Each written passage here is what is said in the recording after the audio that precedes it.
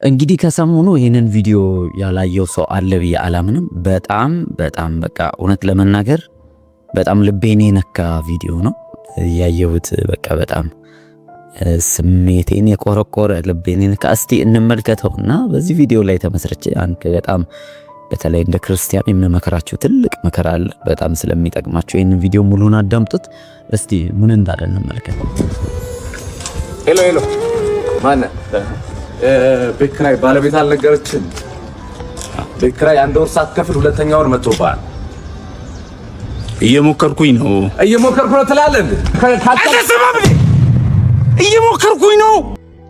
እዚህ ጋር የተጠቀመው በጣም አርቲስቲክ የሆነ ልብ የሚነካ በቃ የሆነ ድንገት ስሜቱ ግምፕል ብሎ ሲወጣ የሚያሳየው ነገር ይመስለኛል በጣም ብዙዎች ልብ ውስጥ ሰርስሮ የገባውና በእርግጥ ይሄ ቪዲዮ በጣም አንዳንዶችን ደስ ሳያሰኝ ሲቀር አይቻለሁ። ያው ከምን አንጻር ነው ቲዮሪ ያደረጉት? ይሄኛውም እኮ እየሞከረ ነው የቤት ኪራይ አከራይቶ የሚያገኘውን ነገር ቤተሰቡን የሚያሳድግበት ነው፣ አከራዩን ማለት ነው።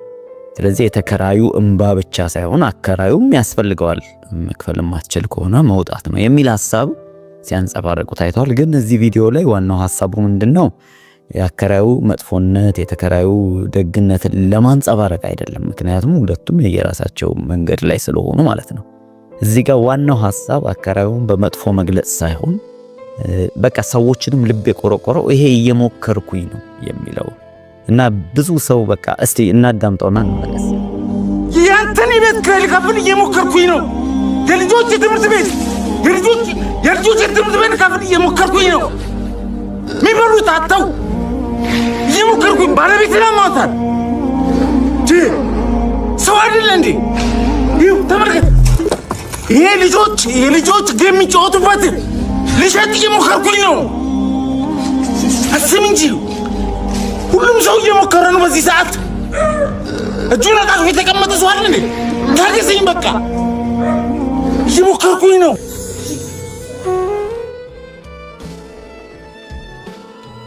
ያው ፋይናሊ አከራዩ እንዳዘነ አይነት ስሜት ውስጥ ሆኖ ነው ሲለያዩ የሚያሳየው።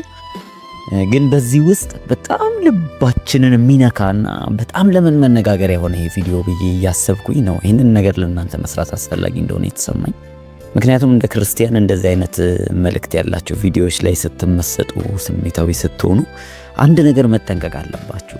እርግጠኛ ነኝ በዚህ ቪዲዮ ውስጥ በጣም በተለይ ወንድ ልጅ ጋር ተያይዞ ያለውን ይሄ ቤተሰቡን ለማስተዳደር ህይወትን ለመምራት ያለውን ትግል ብዙ ሰዎች ውስጥ ያለ ስሜት ሆኖ ያንጸባረቃልና አይቻለሁ። ከዚህ ጋር ተያያዥ አድርገው ሰዎች እየሞከርን ነው የሚል ትሬንድ ነገር ማግባት ያቃታት አንድ ወጣት ሴት ለማግባት አታገቢም እንደ ምናምን ስለ ለማግባት እየሞከርኩ ነው ትላለች።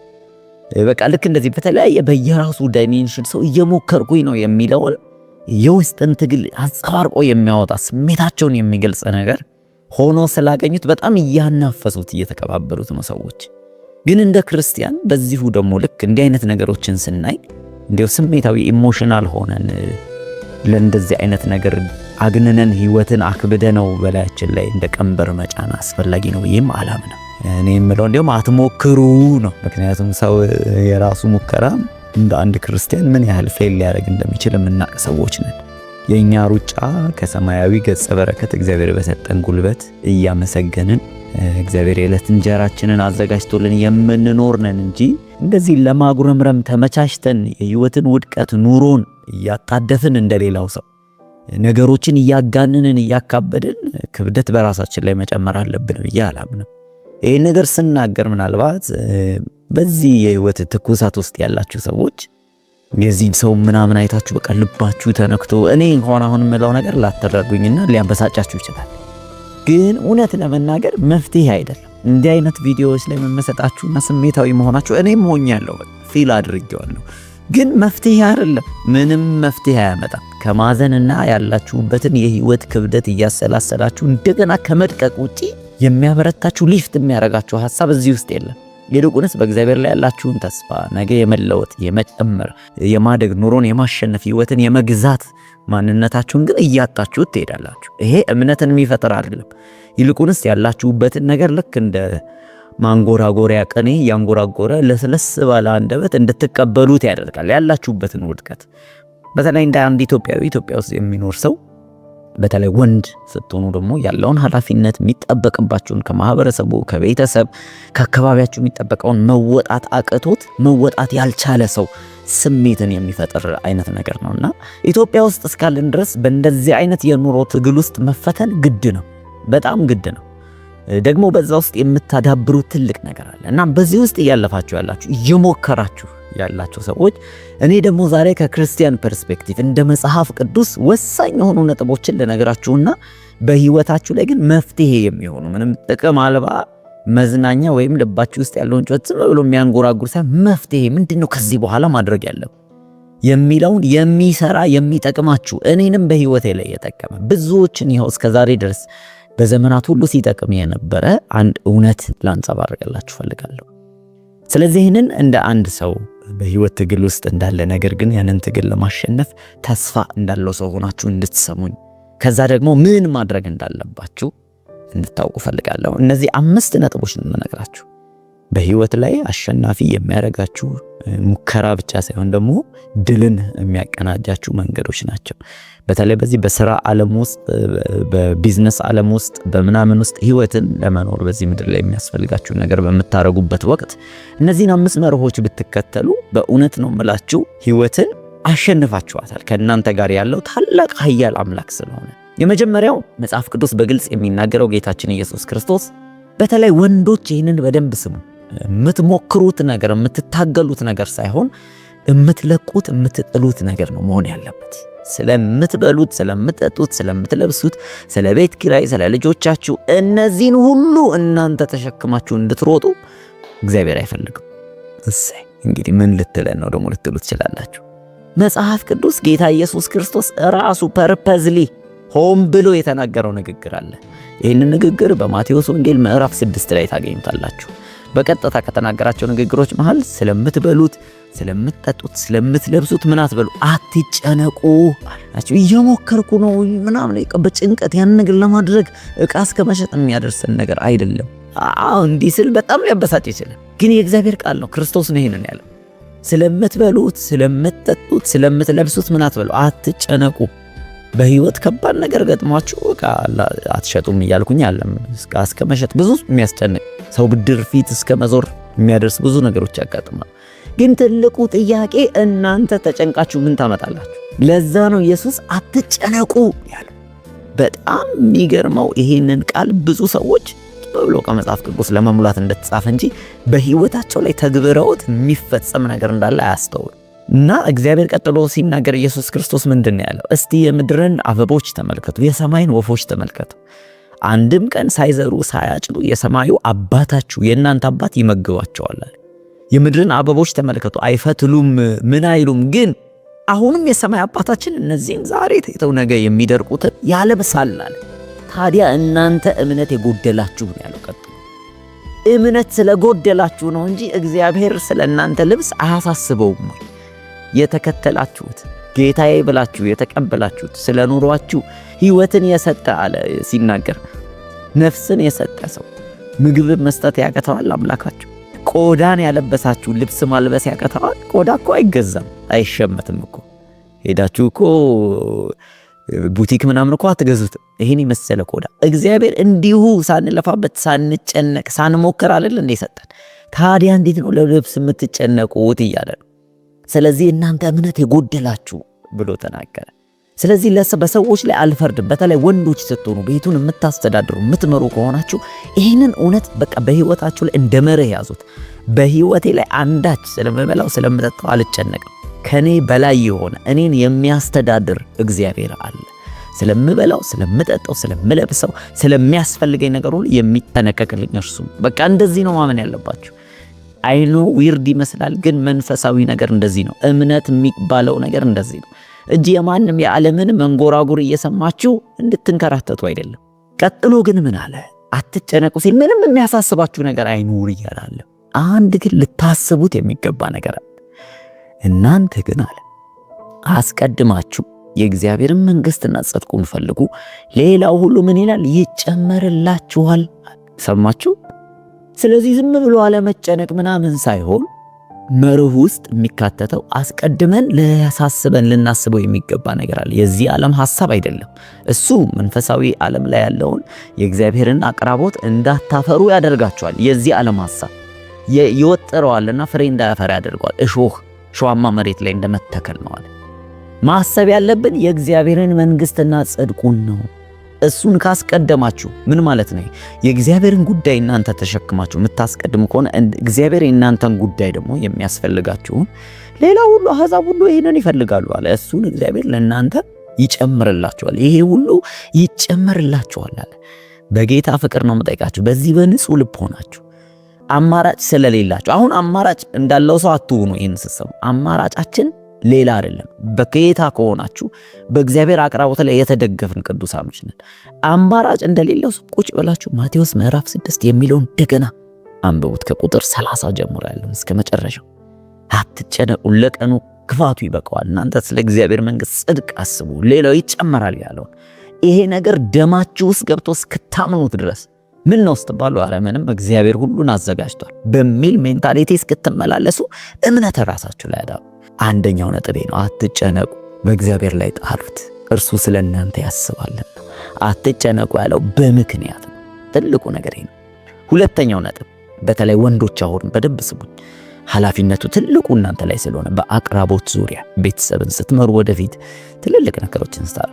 ሁለተኛው ነጥብ ራእይ ይባላል። ራእይ በህይወታችሁ ላይ ፍሩትፉል የምትሆኑበት መንገድ እግዚአብሔር ራሱ ኢንቢልት ዲዛይን አድርጎ እናንተ ውስጥ ያስቀመጠው ነገር አለ። በዛ ህይወታችሁን ግፉበት። ዝም ብላችሁ የተገኘውን ያበላል የሚባለውን ስራ በመስራት ሳይሆን እግዚአብሔር እናንተ ውስጥ መክሊት አድርጎ ያስቀመጠ ቢነገድበት ብዙ የምታተርፉበት ስጦታ አለ። በዛ ላይ ጠብጠባችሁ ስም ምን ማለት ነው? እግዚአብሔር አናጺነትን ውስጣችሁ አስቀምጦ ዶክተር ብትሆኑ እየሞከራችሁ ነው የምትኖሩት። ተረዳችሁኝ አሁን ያልኩት? ስለዚህ እግዚአብሔር እናንተ ውስጥ ባስቀመጠው ፍሬያማ ትሆናላችሁ። ማንጎ ተክሉ ማንጎ ሲያፈራ ነው ተፈላጊነት። ሰው ማንጎ የሚተክለው ማንጎ ፍሬ እንዲሰጠው እንጂ ፓፓያ ቢያመጣ እንግዳ ነገር ነው። ልክ እንደዛ እግዚአብሔር እናንተ ውስጥ ያስቀመጠ የራሳችሁ ብቻ ራእይ ያለ ቪዥን አለ። ያንን ቪዥን ፈልጎ ማግኘት ነው የእናንተ የመጀመሪያ ስራ። ለምን ካላችሁን ያንን ቪዥን አገኛችሁ አይደል? በህይወት ላይ አሸናፊ ያለመሆን አትችሉም። ለምን? ያንን ቪዥን እናንተ ውስጥ ያስቀመጠው እግዚአብሔር ነው። ስለዚህ ዋጋ ከከፈላችሁ አይቀር እግዚአብሔር በእናንተ ውስጥ ላስቀመጠው ነገር ዋጋ ክፈሉ። በሌላ ነገር ጊዜያችሁን አታባክኑ እያልኳችሁ፣ በሚያደክም ነገር አትድከሙ እያልኳችሁ፣ በተሰጣችሁ መክሊት በዛ ስጦታ ወደፊት ግፉ። ትምህርታችሁ በዛ ዙሪያ ይሁን፣ ስልጠናችሁ በዛ ዙሪያ ይሁን፣ ስራችሁ በዛ ዙሪያ ይሁን። ያን ጊዜ አንደኛ ነገሩን በቀላሉ ሳይሰለቻችሁ ሳትደክሙ የምታረጉት ይሆናል። ሁለት ውጤታማ ትሆናላችሁ። ከእናንተ የሚፈለገው ነገር ያ ስለሆነ እግዚአብሔር በእናንተ ውስጥ ያስቀመጠው ነገር ስለሆነ ፍሎ አብራችሁ የምታረጉት ጉዳይ ነው። በዚሁ አጋጣሚ በዚህ ዙሪያ አጭር ርዕስ ስላልሆነ ነው እቺን መጽሐፍ ተመልከቷት። ምን ታያለህ የሚል ነው። እይታ ይሄ ራእይ ስለ ቪዥን የተጻፈ መጽሐፍ ነው። እግዚአብሔር በእናንተ ውስጥ ያስቀመጠውን ነገር እንድትመለከቱት የሚረዳ በራእይ ዙሪያ የጻፍኩት መጽሐፍ ነው። በጣም ይጠቅማችኋል። የእግዚአብሔር ጥያቄ ነው። እግዚአብሔር ምን ታያለህ ብሎ ይጠይቃል። ሰዎችን ምን ታያለህ ብሎ ይጠይቃል። በዛ ዙሪያ የተጻፈ መጽሐፍ ነው። አሁን በዚህ ስልክ ብትደውሉ መጽሐፉን ታገኛላችሁ። ጊዜ ወስዳችሁ ኢንቨስት አድርጉ። እንደዛ አይነት ነገር ላይ ውስጥ ያለው ምንድነው? በዛ ነው ከዚህ በኋላ ምሮጣ። አለበለዚያ ሩጫ ትግል ነው የሚሆን። እግዚአብሔር ውስጣቸው ያላስቀመጠውን ነገር ለማድረግ እየታገላችሁ ነው አለበለዚያ የምትኖር። ስለዚህ ምን ታያለህ ወሳኝ ነው። ይሄንን አሁን ያወራሁትን በሰፊው የሚዳስስ በጣም መንፈሳዊ የሆነ መጽሐፍ ነው። ሁለተኛው ይሄ ነው ራእይ ማለት። ሶስተኛው ስለ ዘር ወሳኝ ነገር ወቅ ስለ መዝራትና ማጨድ ታውቃላችሁ። በጣም ሁሌ ሳስበው የሚገርመኝ አንድ እውነት አለ። ለምንድን ነው ምግብ ውድ የሆነው? ለምንድን ነው መሬት ውድ የሆነው? ነፃ ነገሮች ውድ ናቸው። አይገርማችሁ? ምግብ ለምሳሌ ማንም ስላመረተው አይደለም። ምግብን የምትሰጠው መሬት ናት። መሬት አንድ ዘር ሰጣችኋት ብዙ ዘር አድርጋ የምትመልስ ናት። መሬትን ደግሞ አንድም ሰው አልፈጠረውም፣ እግዚአብሔር በነፃ ያስቀመጠው ነው። ስለዚህ በነፃ የሚያመርቱ መሬትና ምግቦች፣ ዘሮች ነገር ግን ውድ ሆነዋል። ለምን ሲባል በቃ ሰው ልጅ ያለበትን ክፋት ያለበትን የአስተዳደር ዲፈረንስ ያሳያል። እንዴት ሰው ተርቦ ይሞታል? መሬት ነፃ ሆኖ መሬት ነፃ ሆኖ ስላቸው የሁሉም ቦታ ነፃ አለ። ግን አሁን ማንም የማይረግጠው ብዙ ሰፈር አለ፣ ብዙ ስፍራ አለ። ምንም ከእናንተ የሚጠበቀው አንድ ፍኝ ዘር ብትዘሩበት መሬቱ ራሱ ያበቅላል። ምንም ስላረጋችሁበት አይደለም። የሰው ልጅ ክፋትና መደራደር ግን ጉስቁልና ምድርን አከሰሳት፣ አቀጨጫት እና ሰው ልጅ ሁሉን ነገር በዋጋ አደረገው፣ ተጎሳቆለ። ዝም ብላችሁ እኮ እንዲሁ አስቡት እስኪ ሰው ለምደው ተርቦ የሚሞተው ምግብ እኮ እኛ በአእምሯችን ፈልፍለን እኮ እናመጣዋለን። ጀስት መሬትን የሰጠናት የምትመልስልናት በቃ። ግን ሰው እሱን አጥቶ ተርቦ ይሞታል። ምን ያህል ወደ ኋላ እየራቀን እንደሆነ ከኔቸር ማሳየው ይሄ ነው። ዝም ብላችሁ ማንም ያላየው አንድ ጫካ ውስጥ ያለ መሬት ላይ ኑሮ እንኳን ብትመሰርቱ ሰርቫይቭ ማድረግ ትችላላችሁ። መቼም አንድ ፍኝ ስንዴ፣ አንድ ፍኝ ብርቱካን ተከል፣ አንድ ፍኝ አትክልት ፍራፍሬ ምናምን መትከል የሚያቀተን ሰዎች አይደለንም ነን ብዬ አላስብም። መሬቷን ግን ከታገሳችሁ ፍሬ ታወጣለች። ትልቁ ግን ለነገራችሁ የምፈልገው ይሄ ነው።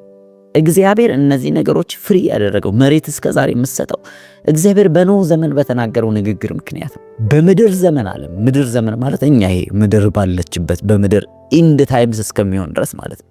መስራትና ማጨድ የተደነገገ ሕግ ነው። ምን ማለት ነው? መሬት የሰጣችኋትን በታማኝነት እንደምትመልሰው ሁሉ ስርዓት እንደዛ ነው የሚሄድ።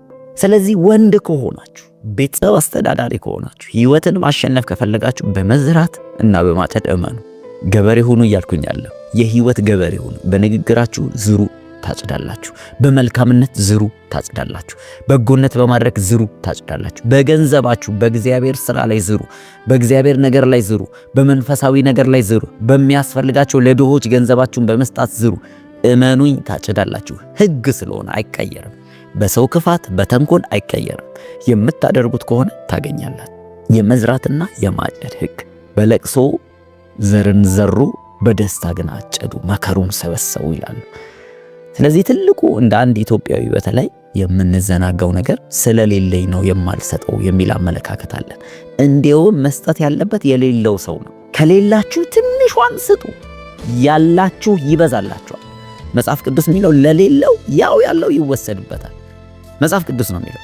ምክንያቱም ይሄ ሰው የለኝም አለ እንጂ ትንሽም ቢሆን አለው፣ ያው ያለው ነው የሚወሰድበታል። ላለው ግን ይጨመርለታል። ይሄ ምድር የምታስተናግደው የሚሰጡ ያላቸውን ሰዎች ነው። ይህንን በሪያሊቲ በህይወት ተመልከቱ። ሁል ጊዜ የሚያበድሩ አገራት፣ የሚሰጡ አገራት፣ እዛም ቧንቧ የሚያስተክሉ ውሃ የሚያስቆፍሩ የበለጠ የበዙ የበለጠ ሀብታም እየሆኑ ነው የሚላሉ። በዛው ልክ የሚቀበሉ የሚለምኑ ብድር የሚጠይቁ አገራት በየቀኑ እየደህዩ እየቀጨጩ ነው የሚመጡት። ለምን ሲባል አንድ መለኮታዊ ህግ አለ። የመስጠትና የመቀበል የመዝራትና የማጨድ ይህንን እየተከተሉ ስላልሆነ እና ሁል ጊዜ ድሃን ድሃ አድርገህ ለማስቀረት ስጠው፣ በየጊዜው ስጠው ይባላል። በኢየሱስ ስም እናንተ ግን ይህንን መርህ አውቃችሁ በመስጠት ውስጥ እግዚአብሔራዊነትን መባረክን በመባረክ ትካፈላላችሁ። እግዚአብሔር እናንተ ጋር ያለው ነገር ያበዛላችሁ። ትንሽ ነው ያለኝ የምትሉትን ነገር ለእግዚአብሔር፣ ለመንግስቱ፣ ለስራው፣ ለሚያስፈልጋችሁ ሰዎች በመስጠት ነው። ሜንታሊቲያችሁ ይቀየር። ስላላችሁ ሳይሆን የምትሰጡት ማንነታችሁ ባህሪያችሁ ስለሆነ መስጠት ጀምሩ። ያን ጊዜ የማይቆጠር በረከት እልፍ የሆነ ነገር ወደ ህይወታችሁ መግባት ይጀምራል። እና እመኑኝ አሁን የምታፈሱት አሁን የምታፈሱት ድካም፣ አሁን የምታፈሱት እንባ ነገ ትልቅ ዘር ሆኖ አድጎ ብዙ መከር ይዞ ወደ እናንተ የሚመጣ ነው። የትኛውም ዘር ወዲያውኑ እንደማያፈራ ወዲያውኑ ላታዩት ትችላላችሁ ውጤቱን። ግን መስጠታችሁን አታቁሙ፣ መድከማችሁን አታቁሙ፣ መሞከራችሁን አታቁሙ። ግን በእምነት በተስፋ አድርጉ። በእግዚአብሔር ላይ በመደገፍ አድርጉት። እያንዳንዱ ነገር ምላሽ ይዞ ስለሚመጣ። ሶስተኛው መርህ ይሄ ነው። አራተኛው መርህ ታማኞች ሁኑ። በፍጹም አቋራጭ መንገድን አትጠቀሙ። ኑሮን ለማሸነፍ ብላችሁ ነገሮችን እጥፍ አድርጋችሁ ለመሄድ በአቋራጭ መንገድ አትሂዱ። ታማኝነት የምትባረኩበት ትልቁ መንገድ ነው። ደግሞ መጽሐፍ ቅዱስ ሲናገር በጥቂቱ የታመነ በብዙ ይሾማል። እና እግዚአብሔር ይሄንን ምናልባት የምታልፉበትን አሁን እየተጣራጣራችሁ የሞከራችሁበትን ያለው መንገድ እግዚአብሔር ምናልባት ለፈተና እየተጠቀመው ነው። ነገ ለትልቁ ርስት ሊያምናችሁ። አያችሁ የዮሴፍን ታሪክ ስታዩት ገና ጲጢፎራ ቤት ነው የተለማመደው ኃላፊነትን መቀበል። ጲጢፎራ በንብረቱ ላይ ሁሉ ሾሞት ነበር ከሚስቱ በስተቀር። ስለዚህ ዮሴፍ ታማኝነቱን የገለጠው እንዴት ነው? ሚስትየው ራሷን በሰጠችው ጊዜ እሱ ግን ያለውን ኃላፊነት ላለማጉደፍ እግዚአብሔርን ፈርቶ አልነካሽም ብሎ ጥሏት ሄደ። ከዛ እስር ነው የጠበቀው ውድቀት። ነገር ግን እዛ እስር ቤት ውስጥ አብሮት የገባ አለ ኃያል አካል ነበር እግዚአብሔር። ለተሻለ ክብራቸው በ2 ዓመት ውስጥ የዓለም ታላቅ ግዛት የነበረችው ግብፃውያንን ማስተዳደር ጀመረ። በጥቂት የታመነ በብዙ ይሾማል። ዛሬ ትንሽ በምትመስለው እንቅስቃሴያችሁ ላይ በእግዚአብሔር ታመኑ። በክፋት አትነግዱ፣ ጉቦ አታድርጉ፣ አትበድሉ። ሰዎችን ምንም አያመጡም ብላችሁ ሰዎችን ግፍ አትስሩባቸው። አመፀኞች አትሁኑ። በእግዚአብሔር ላይ በአሰራሩ ላይ በታማኝነት እግዚአብሔርን አገልግሉት። በታማኝነት ስሩ፣ ወጥራችሁ ስሩ። በታማኝነት ለእግዚአብሔር የሚገባውን አድርጉ። በታማኝነት ከእግዚአብሔር ጋር ያላችሁን ጊዜ አታክዱ። ያን ጊዜ እግዚአብሔር በጊዜው ፈጥኖ ይባረካችኋል። መርህ ነው፣ ትልቅ መርህ ታማኝነት። አራተኛው አሁን ያላችሁበት ደረጃ ምንም ዝቅተኛ ያለ ሊመስል ይችላል። የሚያረካ ኑሮ ውስጥ ላትሆኑ ትችላላችሁ። ከእጅ ወደ አፍ ውስጥም ልትሆኑ ትችላላችሁ።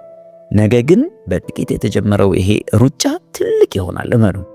ያን ጊዜ ታማኝነት ትልቁ ሀብታችሁ ነው።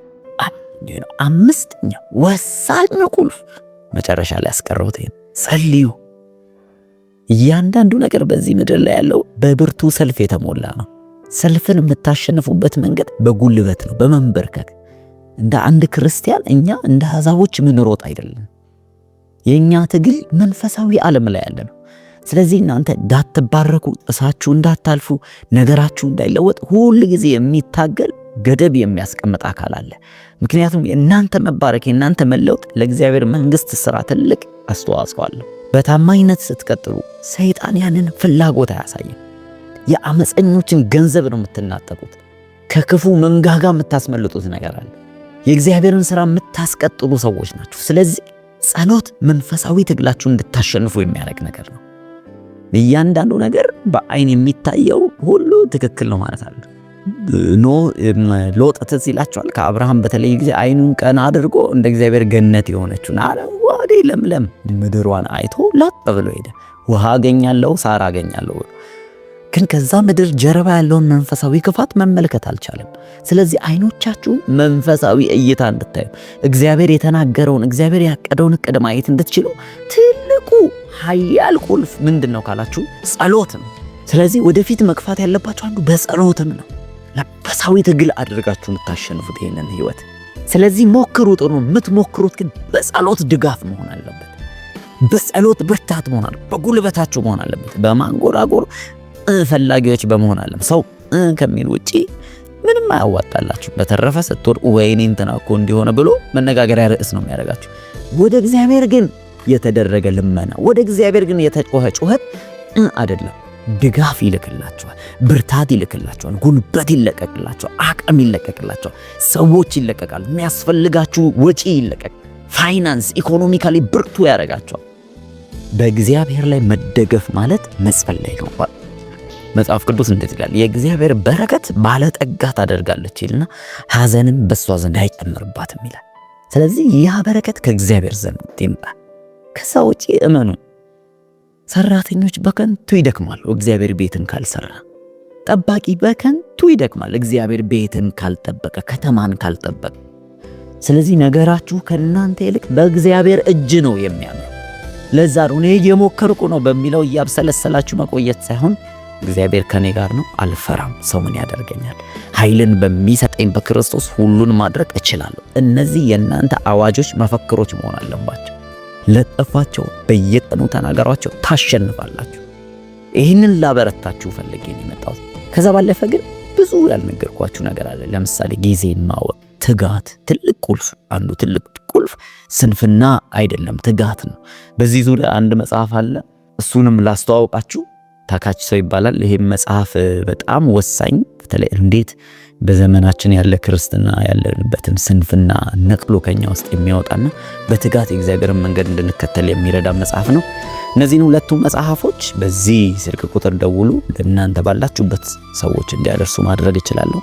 ተባረኩልኝ። ይህንን መልእክት ግን አሁን በተለይ እየተናፈሰ ላለው ሰው፣ ተስፋ የቆረጠ ድምፁን የሚያስተጋባበትን ይህንን አትሞስፌር፣ ይህንን ሚዲያ ተጠቅማችሁ ለብዙዎች ሼር አድርጉልኝ። አምናለሁኝ ብዙዎችን የሚያበረታ የሚያነጽ፣ በእግዚአብሔር ላይ እንዲደግፉ የሚያደርግ ጠንካራ መልእክት እንደሆነ አልጠራጠርም። እናንተ ከተባረካችሁበት በእርግጠኝነት ተባርኬበታለሁ ብላችሁ የተሰማችሁን በኮሜንት መስጫ ላይ ሳታስቀምጡ እንዳትሄዱ። ዝም ብላችሁ አይታችሁ አትለፉ። ላይክ አድርጉት። ከዛ ደግሞ ለሌሎች ሰዎች ሼር አድርጉ። መልካም ጊዜ ይሆንላችሁ።